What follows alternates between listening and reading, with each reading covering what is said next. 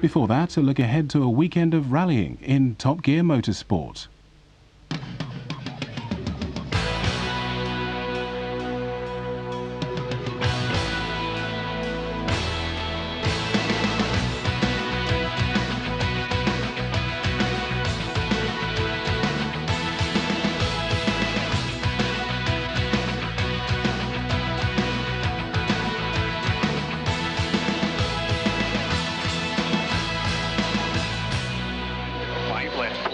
Flat out, Colin McRae on the last stage of the Rally Catalunya. He's in the lead and knows that victory here will give him a clear advantage in the World Drivers' Championship with just the RAC Rally to come.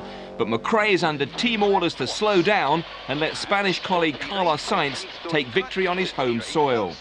The Subaru team, sensing McRae is pressing on regardless, resort to desperate and dangerous tactics to slow him down.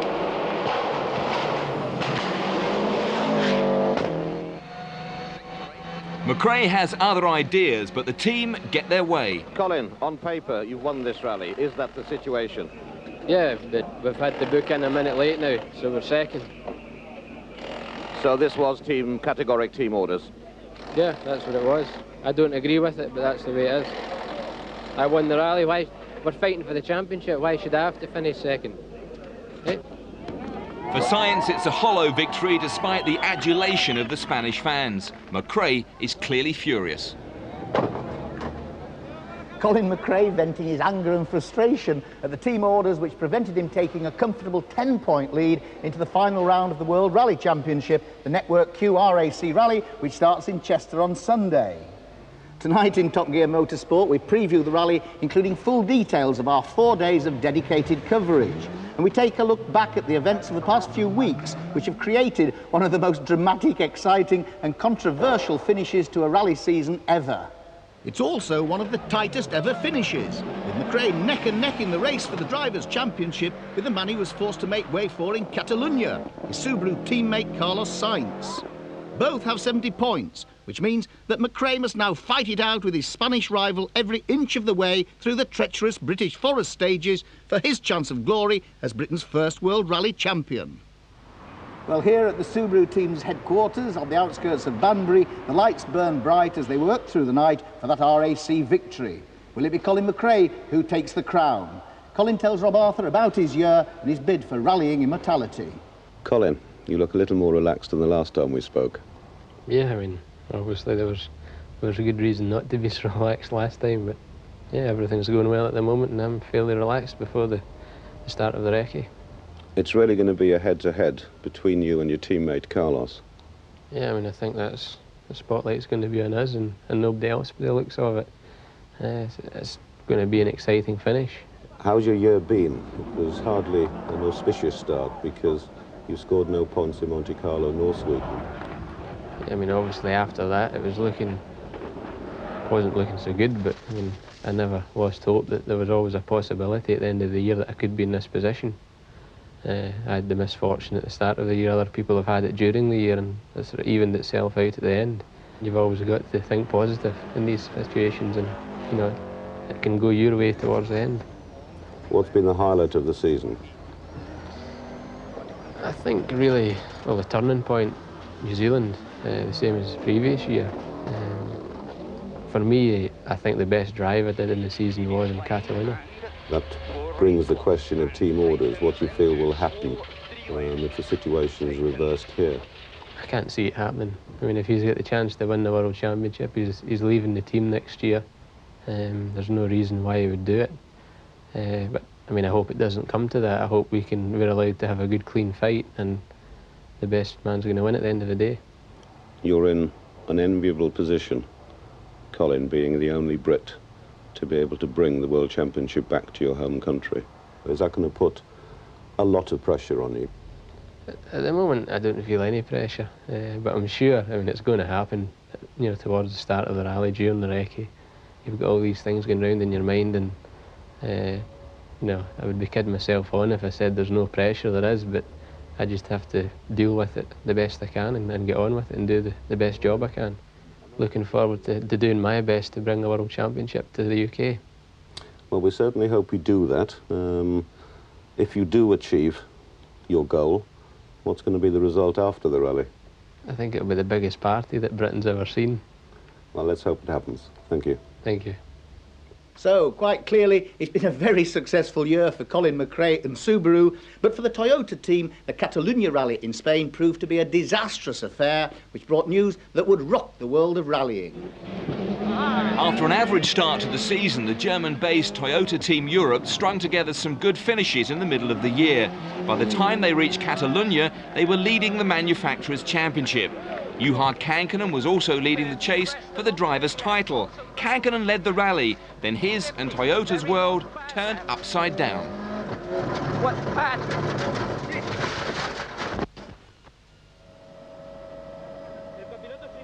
Worse was to come. The Toyotas of Kankkunen and Oriol were thrown out for using illegal turbochargers. The FIA excluded Toyota Team Europe from the '95 championship and banned them in '96. Barry Gill spoke to the FIA president, Max Mosley.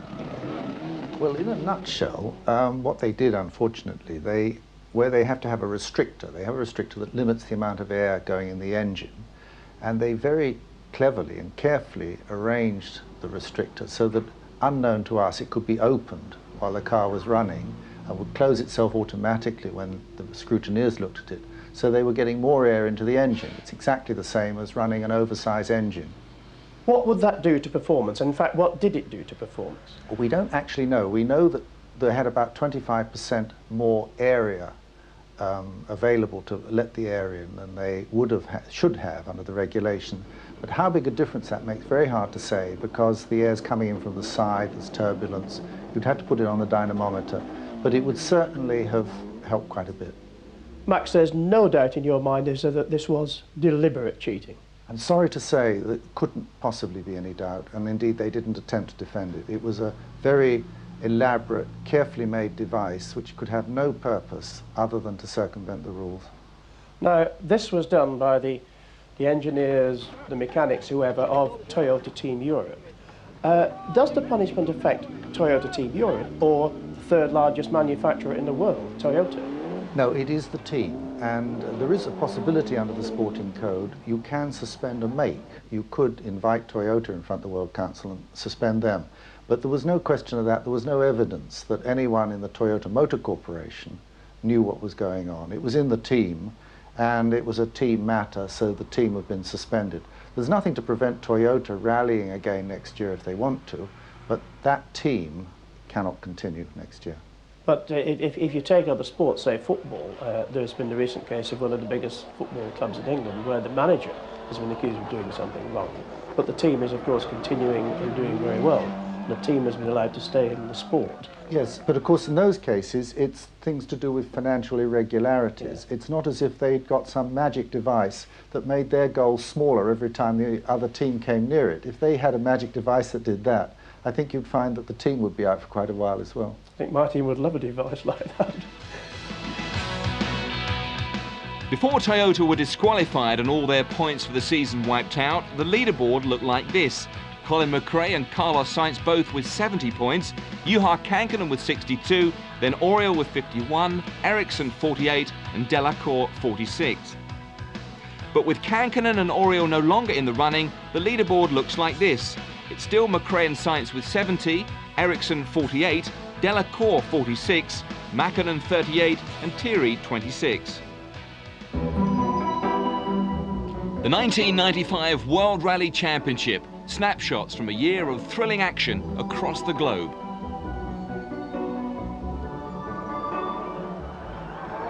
It all began in January, Monte Carlo, and victory for the Spaniard Carlos Sainz. Subaru's year began well on one of the world's notoriously tough rallies.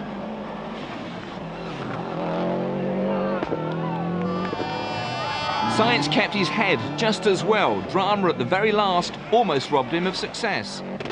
It's a long story, and everything started with a black cat crossing the road 1 kilometer before they switch off the car. All of a sudden the lights went off in the car and the car stopped. The main switch came off. Carlos tried to put it back again after 5 or 10 seconds when we realized what was going on. And then he tried to put it again with start, but it was coming off again. So then I have to lose my seatbelt a bit and push there, and it was bend during 15 kilometers in the States, trying to read the pace notes. It was not so easy. Carlos was all the time asking me, is it okay, Luis, is it okay? And I said, Carlos, the faster you get to the end, the better it will be for me, so please hurry.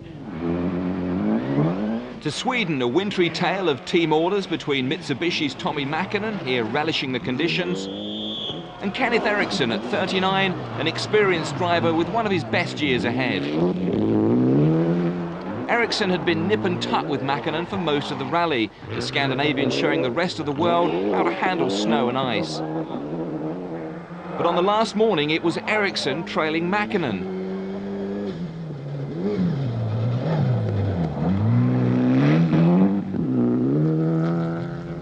That's when team orders issued the night before made Mäkinen stop on the last stage to let Eriksson through.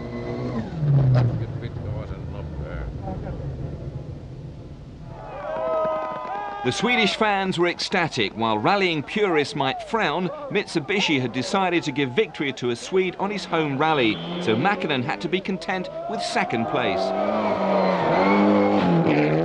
After victory in Portugal for Sainz, it was off to Corsica, the sunshine island in the Mediterranean. And for once, the sun seemed to be shining on Ford and their Belgian newcomer Bruno Thierry. He led from the start and seemed to be heading for his maiden rally victory.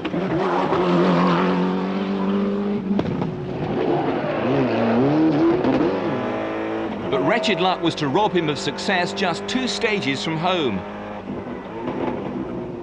A mechanical breakdown which Thierry tried to remedy himself. It was not really a service, it was a refueling, and for the mechanics it was not possible to change the parts. And I tried to repair by myself, but it was not possible. It was one of the cruelest moments in this year's World Championship, the popular Thierry close to tears. Universal sympathy amongst all the rally teams, but Thierry's loss was Didier Auriol's gain. The Frenchman was waiting to pounce for his 5th Corsican win.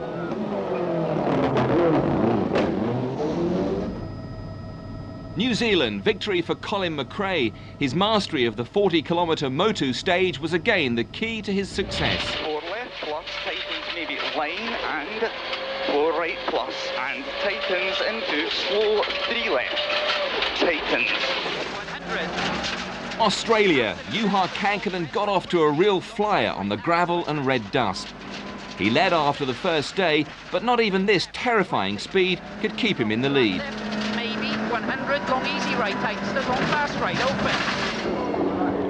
Sweden's Kenneth Eriksson, flying through the air in the Bunnings plantation, took the lead now and held it to the finish. It was a magnificent individual performance by the Mitsubishi driver.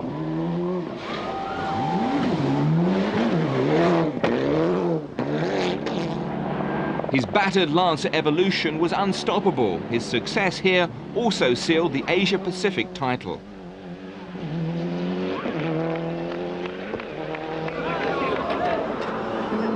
Spain in October, Rui Madeira from Portugal clinched the Group N world title for Mitsubishi. With all the other dramas unfolding, he gained the team valuable manufacturer's points. Tommy Mäkinen's rally, though, was destined to end dramatically. Fortunately, he didn't need the ambulance he crashed into. So, after Catalunya, the manufacturer's leaderboard looks like this. Mitsubishi 288, Subaru 286, and Ford 205. I went along to the Mitsubishi's team headquarters in Rugby to talk to team boss Andrew Cowan. So it's been quite a year, Andrew, not only the World Championship, but the Asia-Pacific Championship as well. Yeah, we've had a good year. You know, we started off with the commitment to the World Championship, but also bearing in mind that the Asia-Pacific was most important to the Japanese, and you know, we made our plan at the beginning of the year, and things have just worked out well for us. It must have been quite a strain doing both of them. Well, it has been, but I think it all went down to the very good planning the team did here at Rugby before we started. We sent all our cars and our parts away down into the southern hemisphere and planned our rebuilds where they were going to be done. We haven't had too many accidents, so we haven't had to replace cars, and no, it's worked well. And how do you feel about your present position in the World Championship, 2 points in the lead? Well, you know, we're in there with a chance, and I must admit it wasn't our main target, but we did realise that if things went well, we would have a good chance. And now that it turns out we've one event to go and we're 2 points in the lead, we're not surprised. You know, we built a good car and the car's been reliable, we've had good drivers, and you know, we'll see what happens in the RAC. What have been your highlights in the World Championship this year, Andrew? Well, I think to start with the Swedish Rally, to get a 1-2 in Sweden, which was almost unheard of. I mean, that was a brilliant result and really good start to the year. You know, we followed that on with fairly good results. We were disappointed in New Zealand when Tommy had the unfortunate accident when he was leading, but that was shortly followed by a 1st and 4th place in Australia. And the way that you've scored during the year in the manufacturers section has been slightly different because you've been using Group N cars. Well, yes, we did appreciate this possibility from the start because we don't have a major sponsor in Mitsubishi. We're a smaller team than the other 3 that are participating.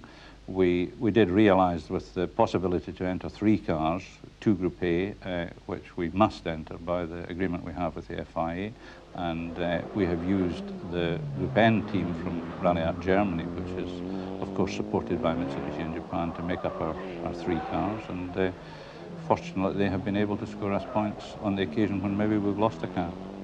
So the RAC coming up now, what about your team for that, Andrew?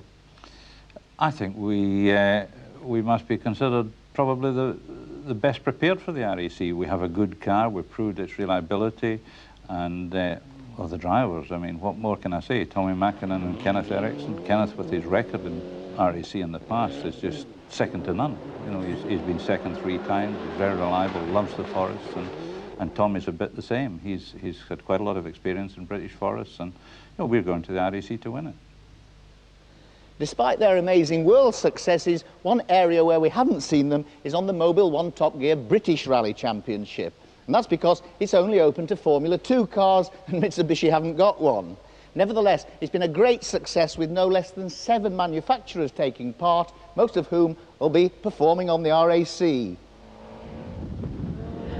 Colin McRae's younger brother Alistair stole the limelight on the first round of the series, the Vauxhall Rally of Wales. Although unable to score in the championship, there were numerous 4-wheel drive escorts and the like present, but Alistair astonished everyone by winning outright. After Alistair's success in Wales, it was the turn of another Nissan Sunny to take top championship points on the next round, the Pirelli International held in Kielder Forest. Belgium's Gregoire de Mavius was in fine form and the Nissan was looking like the car to beat. On the RAC, Gregoire will drive a full Group A Escort Cosworth. Unseasonal weather appeared for the Scottish Rally in the summer and saw a welcome appearance by Malcolm Wilson in his full house Escort Cosworth. This was a one-off drive on an event which Wilson says is his favourite. He might change his tune though, for an altercation with an allegedly closed gate on a stage caused his dramatic retirement. On the RAC, the quick Cumbrian will drive the 3rd Ford Works Escort. This was the first full season for Ford's Formula 2 Escort, and the popular Welshman Gwyndaf Evans would finish runner-up in the championship despite this little incident on the Pirelli International.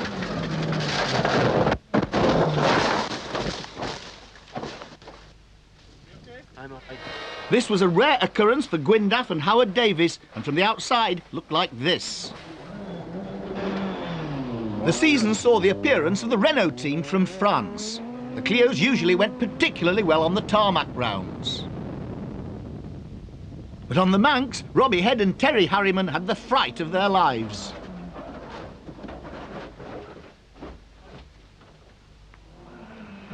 French ace Alan O'Reilly became one of the stars of the season.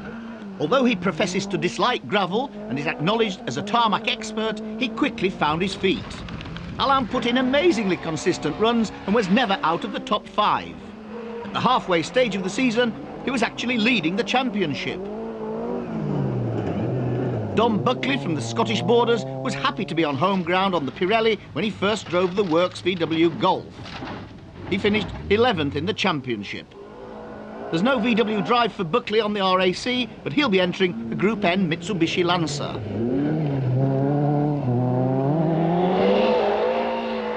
Buckley's teammate on the Scottish was former Finnish junior champion Tapio Laukkanen.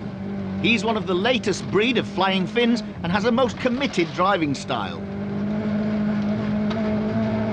Laukkanen will drive the sole factory VW Golf on the RAC, his first attempt at the event. Julian Reynolds from South West Wales drove a Group N Honda Civic in the championship. Into Titus, next 60 left. Titus 60 left. After a good season with strong finishes in 4 events, he won the Group N Amateur Cup as well as his class in the championship. He'll drive the Honda again on next week's rally.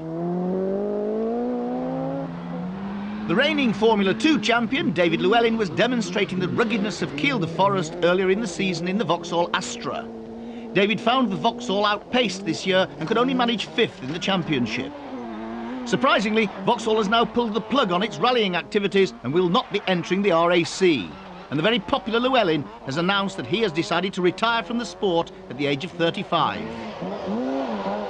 Another Astra and another farmer at the controls. And this one is Finnish flyer Jarmo Kutuletto, one of the finds of the year. He drove spectacularly throughout the year with more than his fair share of accidents, but certainly brightened the scene. And with Vauxhall's demise, Kutuletto has now signed to drive a Group A Nissan Sunny on his first RAC. But by September, at the end of the season, it was Alistair McRae who drove sensibly but quickly over the fast roads of the Isle of Man to clinch the Mobile 1 Top Gear British Rally Championship. He and David Senior, the first winners in its new Formula 2 guise. And most amazingly of all, the third different McRae name was to be added to Britain's Premier Championship trophy. For millions of British fans, rallying is all about man and machine battling through tarmac and forest stages. But if you think that's the way they do it everywhere, just look at the way they do it down under. I'm standing on a sporting ground known as Langley Park. Behind me, the beautiful city of Perth. Now, back when Perth was first settled, this was swamp. It was reclaimed and used as an aircraft landing strip. Well, 3 days out of every year, it becomes a landing strip of a very different kind.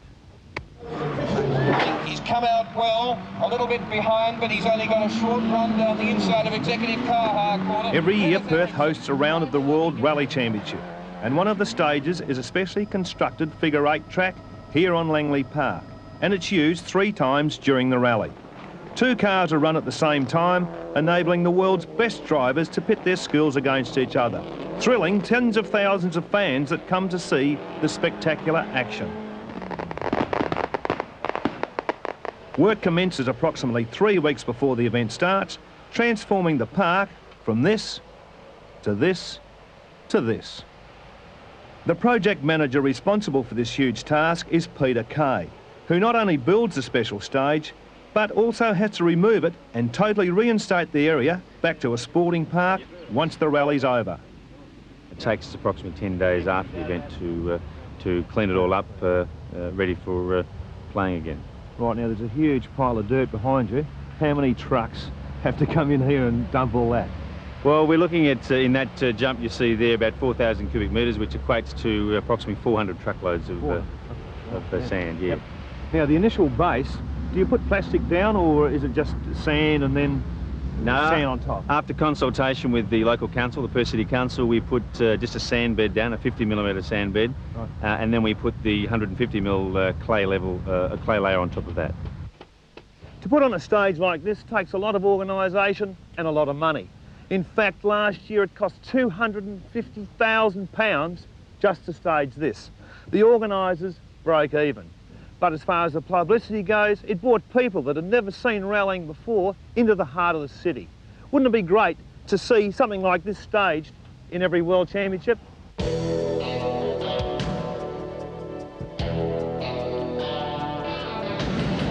So, would you like to see rallying down under? Well, here's your chance. Top Gear Rally Report is offering you and a partner the chance of a VIP trip to Perth as guests of the Telstra Rally Australia next September. You'll fly there, stay in a top hotel overlooking Langley Park and have a ringside seat to watch the thrilling head-to-head stage each evening. Plus a chance to see some of the best of the rest of the action away from the city. All you have to do is answer the following question.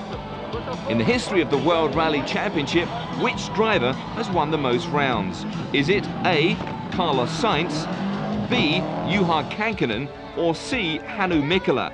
The telephone number to call is 0891 114488, and lines are open now and remain open until midnight on Friday the 24th of November.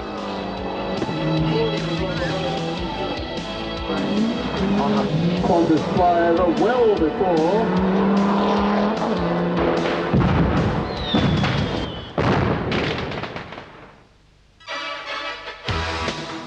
But you won't have to wait that long for all the best of the action from Top Gear Rally Report's coverage of the Network Q RAC Rally, starting on Sunday with live coverage as the top cars make 2 runs through the super special stage at Donington. 2 o'clock's the time to see McRae and Sainz fighting for every second through our televised section with its own Top Gear award for the fastest time. Then at 7 o'clock in the evening, we have a special roundup of all the best of the Sunday action. On Monday and Tuesday, we bring you reports on the stages in the north of England and Wales, with live programmes from rally headquarters in Chester, plus the full story of the rally in a half-an-hour special at 7:30 on Wednesday. Keep watching, it looks set to be a memorable and unmissable sporting occasion. And finally, joining us in the commentary box for that live stage from Donington will be the man who's been in the middle of the McRae-Sainz controversy, Subaru team manager David Richards. Will there be team orders on the RAC? No, that's the lucky thing. We're now in quite a different set of circumstances. We have 2 drivers who can't be caught by anyone. All right, we have a fight for the manufacturer's title, but of course the reality is that both our drivers realise that they've got to stay on the road for their own self-interest, for the driver's title, and I think that will serve its purpose in winning the manufacturer's title for us as well. I asked you 3 years ago whether he was becoming a possible world champion, and you said in time you think this is the year. Well, we're moving closer. You know, it's unfair to put all the pressure on Colin now, but I think he knows it himself. You know, you quietly get that confidence, that inner confidence that you believe in yourself, and you look at his performance the last 6 months, the last few rallies. He's driving within himself. He's driving very calculatingly. He's really grown up a lot. Leaving aside your team managers, can Colin win the World Championship? There is no doubt in my mind whatsoever.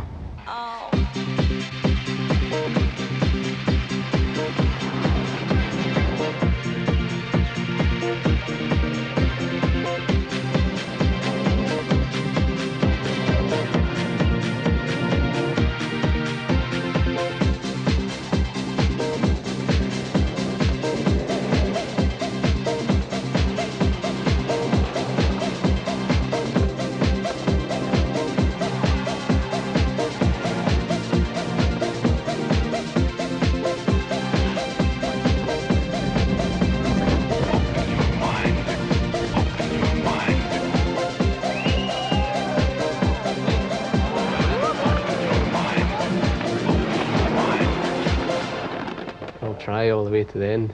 God loves a trier.